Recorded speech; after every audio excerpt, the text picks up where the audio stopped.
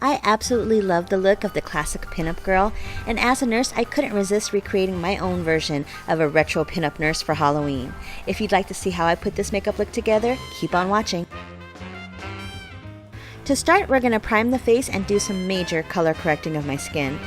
Lately, my skin has been really red, so I'm starting out with my Smashbox Redness Color Correcting Primer. I dab this all over my face and rub it in to diminish the appearance of redness, pores, and fine lines. Next, I'm taking my Graftobian Color Correcting Palette and adding a bit more green corrector to counteract the major redness of my skin. I place small amounts of the corrector right on top of those areas that are really red, and then I follow that up with a deep peach tone color corrector for under my eyes and use my finger to blend it into the skin. Over the darkest portion of my under eye circles, I dab on an even lighter peach color corrector to brighten up that area. I'm following up the corrector with my Graftobian Concealer. I'm using the lightest shade in this palette to help brighten up my under eye area. I apply a bit with my fingertip and then I follow it up with a beauty blender to blend the concealer and help it sink in with my skin. To even out my skin tone, I'm using my Urban Decay Naked Skin Foundation in the shade 7.0.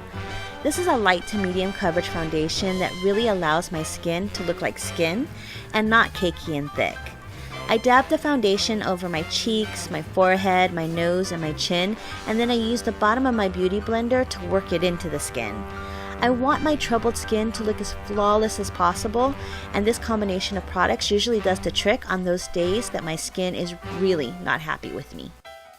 To set my concealer and foundation, I'm using my Bye Bye Pores powder from IT Cosmetics.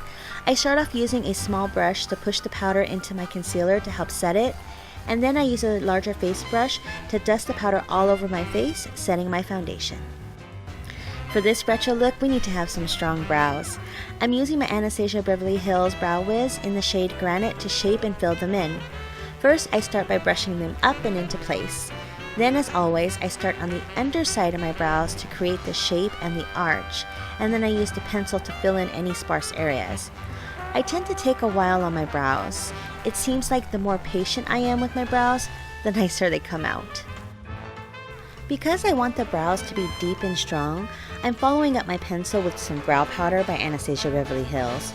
I'm using a small angled brush to apply the powder onto the areas of my brows that I think need a bit more definition. Since the eyes are going to be really natural and really about the eyeliner, I'm starting off with a MAC paint in Bare Canvas as a base. I dab a little on from the lash line all the way up into the brow bone.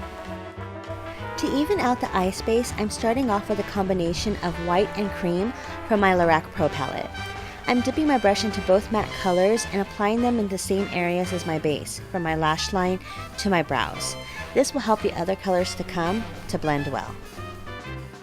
To start defining my crease, I'm applying the color taupe with a fluffy shader brush. I use small circular motions to apply this color to the crease and outer corner. Sometimes it helps to keep your eyes open as you apply a crease color so that you can make sure you're actually in the crease instead of too far above it. With a clean blending brush, go ahead and blend out the edges of that taupe color and make sure that it has a smooth transition into the cream. Because my skin tone is a bit darker, I'm deepening my crease color a bit by adding in some sable. As you can tell, this is one of my favorite colors from the palette. I'm using the same shadow brush to apply this color into the crease to help my hooded eyes have a bit more definition. And again, you want to go in with a clean blending brush to create a smooth gradient effect with these shadows. You really don't want any harsh lines, you're looking really to create a subtle shadow in your crease.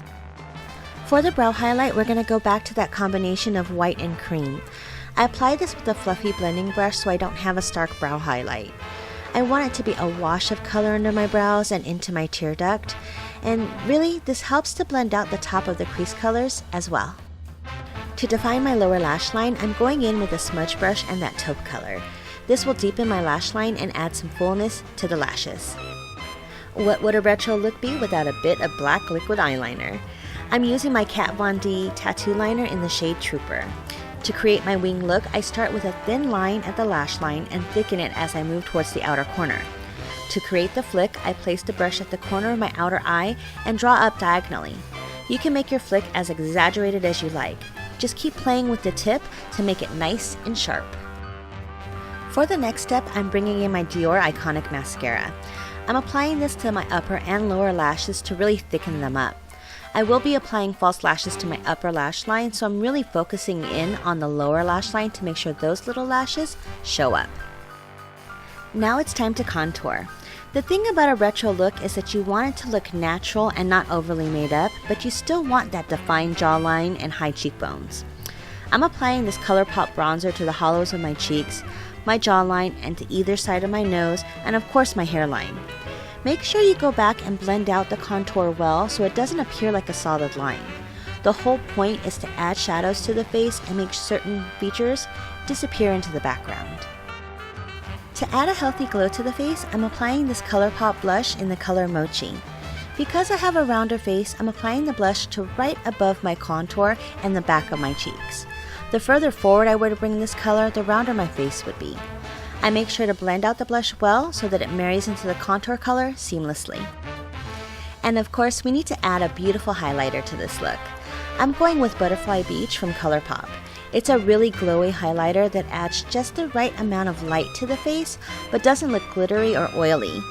I apply this to my cheekbones and down the bridge of my nose, to my cupid's bow, and to the highest point on my forehead. Time for lashes. For this look, I'm using my Ardell Glamour Multi-Pack in 105. I absolutely love these lashes because they're thinner on the inner eye and flare out nice and long in the outer eye. This helps to lift my outer eye and give the look some drama. To apply the lashes, I add some lash glue and allow it to get tacky. Then I start by placing the middle of the strip. Then I pull the outer edge into place and finish up with the inner part of the lash strip. Using tweezers really helps me get them close to my lash line. To finish up the look, we need to add that signature retro red lip. I'm using LA Splash Lip Couture in the color Vampire.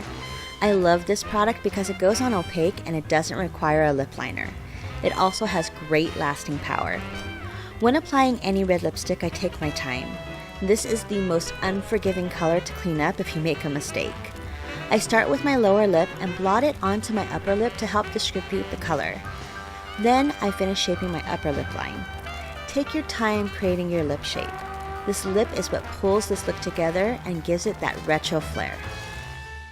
Now you're ready to treat those handsome GIs. I hope you enjoyed this tutorial and will give it a thumbs up if you did. I'd appreciate if you subscribe if you're new or leave a comment with any suggestions or ideas. As always, please be kind to one another and never be afraid to be your perfectly imperfect you. See you later. Bye for now. Thank you for watching. Click on the video above to get another glimpse into my world. Don't forget to visit my website makeupmyworld.com for more details on me and the products used today. Also be sure to follow me on Facebook, Instagram, and Twitter. My details are below. Take care and I'll see you next time. Bye for now.